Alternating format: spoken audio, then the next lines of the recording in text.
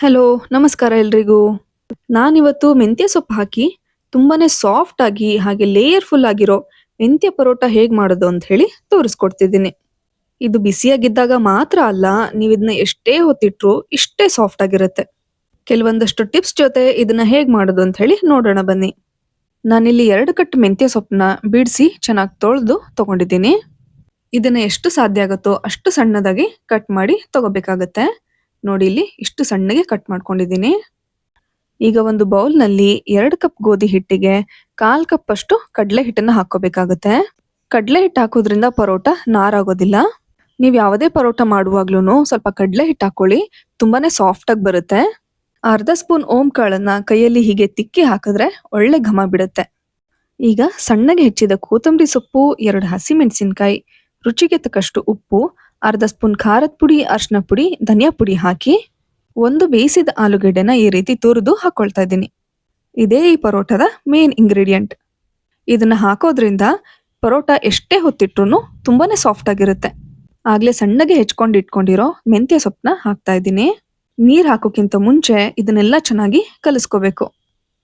ಮೆಂತ್ಯ ಸೊಪ್ಪಲ್ಲಿ ಹಾಗೆ ಆಲೂಗಡ್ಡೆಲಿ ಸ್ವಲ್ಪ ನೀರಿನ ಅಂಶ ಇರುತ್ತೆ, ಹಾಗಾಗಿ ಅದನ್ನ ನೋಡ್ಕೊಂಡು ನೀರ್ನ ಹಾಕೋಬೇಕಾಗತ್ತೆ. ಹಿಟ್ಟಿನ ಜೊತೆ ಎಲ್ಲ ಚೆನ್ನಾಗಿ ಹೊಂದ್ಕೊಂಡಿದೆ. ಈಗ ಸ್ವಲ್ಪ ಸ್ವಲ್ಪನೇ ನೀರ್ ಹಾಕ್ತಾ ಚಪಾತಿ ಹಿಟ್ಟನ್ನ ಕಲ್ಸ್ಕೋಬೇಕು. ಹಿಟ್ಟು ತುಂಬಾನೇ ಸಾಫ್ಟ್ ಆಗಿರ್ಬಾರ್ದು, ಹಾಗೆ ತುಂಬಾನೇ ಗಟ್ಟಿಯಾಗಿರ್ಬಾರ್ದು. ನಾರ್ಮಲ್ ಆಗಿ ಚಪಾತಿ ಹಿಟ್ಟು ಏನ್ ಕಲಿಸ್ಕೊಂತಿರಲ್ಲ ಅದೇ ಕನ್ಸಿಸ್ಟೆನ್ಸಿಯಲ್ಲಿ ಇರಬೇಕು. ಇದಕ್ಕೆ 1 ಸ್ಪೂನ್ ಆಗೋಷ್ಟು ಎಣ್ಣೆನ ಹಾಕ್ತಾ ಇದ್ದೀನಿ. ನೀವು ನಾರ್ಮಲ್ ಆಗಿ ಚಪಾತಿ ಮಾಡುವಾಗ್ಲೂ ಅಷ್ಟೇ, ಒಂದ್ ಸ್ವಲ್ಪ ಎಣ್ಣೆನ ಹಾಕಿದ್ರೆ ಚಪಾತಿ ತುಂಬಾನೇ ಸಾಫ್ಟ್ ಆಗಿ ಬರುತ್ತೆ. ನೋಡಿ ಹಿಟ್ಟನ್ನ ಚೆನ್ನಾಗಿ ಕಲ್ಸ್ಕೊಂಡಿದ್ದಾಗಿದೆ. ಈಗ ಮೇಲ್ಗಡೆ ಸ್ವಲ್ಪ ಎಣ್ಣೆನ ಸವರಿ ಇದನ್ನ ಏನಿಲ್ಲ ಅಂದ್ರೂ ಒಂದ್ 20 ನಿಮಿಷ ನೆನೆಯಕ್ ಬಿಡ್ಬೇಕು. ನನ್ನ ಈ ದಲಾಲ್ಸ್ ಡೆಲಿಕಸಿ ಚಾನೆಲ್ ಬರೀ ಯೂಟ್ಯೂಬ್ ನಲ್ಲಿ ಅಷ್ಟೇ ಅಲ್ಲ, ಇನ್ಸ್ಟಾಗ್ರಾಮ್ ಹಾಗೆ ಫೇಸ್ಬುಕ್ ನಲ್ಲೂ ಇದೆ. ಅಲ್ಲೂ ಕೂಡ ತುಂಬಾನೇ ವೆರೈಟೀಸ್ ಆಫ್ ರೆಸಿಪೀಸ್ ನಾನು ಶೇರ್ ಮಾಡ್ತಾ ಇರ್ತೀನಿ. ಅದ್ರಲ್ಲೂ ನೀವು ನನ್ನನ್ನ ಫಾಲೋ ಮಾಡ್ಕೋಬಹುದು. ಓಕೆ, 20 ನಿಮಿಷ ಆದ್ಮೇಲೆ ಹಿಟ್ಟು ನೋಡಿ ಎಷ್ಟು ಚೆನ್ನಾಗಿ ನೆಂದಿದೆ ಅಂತ. ಈಗ ಸ್ವಲ್ಪ ಕೈಗೆ ಎಣ್ಣೆ ಹಚ್ಕೊಂಡು ಉಳ್ಳೆಗಳನ್ನ ಹರ್ಕೋಬೇಕು. ನೀವು 2 ಕಪ್ ಗೋಧಿ ಹಿಟ್ಟನ್ನ ತಗೊಂಡ್ರೆ ಒಂದ್ 6 ಪರೋಟನ ಆರಾಮಾಗಿ ಮಾಡ್ಕೋಬಹುದು. ನಾನಿಲ್ಲಿ ನಾರ್ಮಲ್ ಆಗಿ ಚಪಾತಿ ಮಾಡೋದ್ಕಿಂತ ಸ್ವಲ್ಪ ದಪ್ಪದಾಗಿ ಉಳ್ಳೆನ ಹರ್ಕೊಂಡಿದ್ದೀನಿ. ನೀವು ಬೇಕಿದ್ರೆ ಸಣ್ಣ ಸಣ್ಣ ಉಳ್ಳೆಗಳನ್ನ ಮಾಡ್ಕೋಬಹುದು. ನೋಡಿ ಇದು ಒಂದು ಆರೆಂಜ್ ಸೈಜ್ ನ ಹಿಟ್ಟಿದೆ. ಮಕ್ಕಳಿಗೆ ಟಿಫನ್ ಬಾಕ್ಸ್ಗೆ ಅಥವಾ ಬರೀ ಚಪಾತಿ ಪಲ್ಯ ಅಷ್ಟು ತಿಂದು ಬೇಜಾರಾಗಿದ್ರೆ ಆರಾಮಾಗಿ ನೀವು ಇದನ್ನ ಮಾಡ್ಕೋಬಹುದು. ಮೊದಲಿಗೆ ಒಂದು ಉಳ್ಳೆನ ತಗೊಂಡು ಹಿಟ್ಟಲ್ಲಿ ಅದ್ದಿ ಚಪಾತಿ ತರ ಸ್ವಲ್ಪ ತೆಳ್ಳಗೆ ಲಟ್ಟಿಸ್ಕೋಬೇಕು. ಈಗ ನಾನಿಲ್ಲಿ ಪರೋಟಾಗೆ ಲೇಯರ್ಸ್ ಹೇಗ್ ಮಾಡ್ಕೊಳ್ಳೋದು ಅಂತ ಹೇಳಿ ತೋರಿಸ್ಕೊಡ್ತೀನಿ.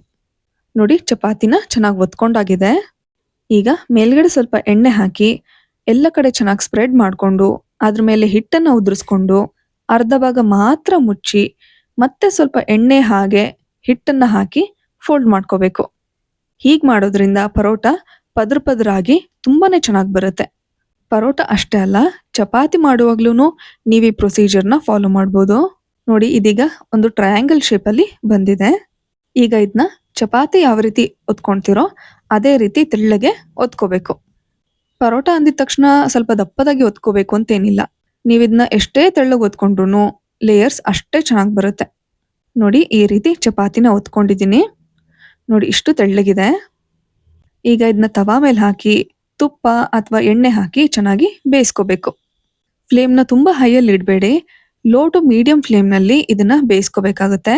ಇಲ್ಲದೆ ಹೋದ್ರೆ ಹಸಿ ಹಸಿ ಹಿಟ್ಟು ಹಾಗೆ ಉಳ್ಕೊಳ್ಳುತ್ತೆ. ಇದನ್ನ ಚೆನ್ನಾಗಿ ಬೇಯಿಸ್ಕೊಂಡಿದ್ದಾಗಿದೆ. ಈಗ ಸೂಪರ್ ಸಾಫ್ಟ್ ಆಗಿರೋ ಹಾಗೆ ಲೇಯರ್ಫುಲ್ ಆಗಿರೋ ಮೆಂತ್ಯ ಪರೋಟ ರೆಡಿ ಆಗಿದೆ. ಇದನ್ನ ಹಾಗೆ ನೀವು ತಿನ್ಬೋದು, ಇಲ್ಲದೆ ಹೋದ್ರೆ ಸಾಸ್ ಜೊತೆ ಕೂಡ ತಿನ್ಬೋದು. ಇನ್ನೂ ಸ್ವಲ್ಪ ಮಸಾಲೆ ಬೇಕು ಅಂತಂದ್ರೆ ಹಿಟ್ಟು ಕಲಸುವಾಗ ಶುಂಠಿ ಬೆಳ್ಳುಳ್ಳಿ ಪೇಸ್ಟ್ ಹಾಗೆ ಗರಂ ಮಸಾಲ ಕೂಡ ಹಾಕೋಬಹುದು. ನೋಡಿ ಎಷ್ಟು ಮೆತ್ತಗೆ ಬಂದಿದೆ ಅಂತ ಪರೋಟ. ಮುಂದೆ ನಾನು ಹೇಳೋದೇ ಬೇಕಾಗಿಲ್ಲ ಎಷ್ಟು ಸಾಫ್ಟ್ ಆಗಿ ಬಂದಿದೆ ಪರೋಟ ಅಂತ ನಿಮ್ಗೆ ಕಾಣಿಸ್ತಾ ಇದೆ. ನೋಡಿ ಲೇಯರ್ಸ್ ಕೂಡ ಅಷ್ಟೇ ಚೆನ್ನಾಗಿ ಬಂದಿದೆ. ಹೀಗೆ ನಾನು ತುಂಬಾನೇ ಸಾಫ್ಟ್ ಆಗಿರೋ ಹಾಗೆ ಬಲೂನ್ ತರ ಉಬ್ಬಿ ಬಂದಿರೋ ಆಲೂ ಮೆಂತ್ಯ ಪರೋಟ ಕೂಡ ಮಾಡಿ ತೋರಿಸಿದ್ದೀನಿ. ಆ ರೆಸಿಪಿ ಬೇಕು ಅಂತಂದ್ರೆ ನೀವು ಒಂದ್ಸತಿ ನನ್ನ ಚಾನೆಲ್ನ ವಿಸಿಟ್ ಮಾಡಿ ನೋಡಿ. ಹಾಗೆ ಸಬ್ಸ್ಕ್ರೈಬ್ ಮಾಡೋದು ಮಾತ್ರ ಮರಿಬೇಡಿ. ಈ ರೆಸಿಪಿ ನಿಮ್ಗೆ ಇಷ್ಟ ಆಗಿದ್ರೆ ಲೈಕ್ ಮಾಡಿ ಹಾಗೆ ಎಲ್ಲರ ಜೊತೆ ಶೇರ್ ಮಾಡಿ. Thank you.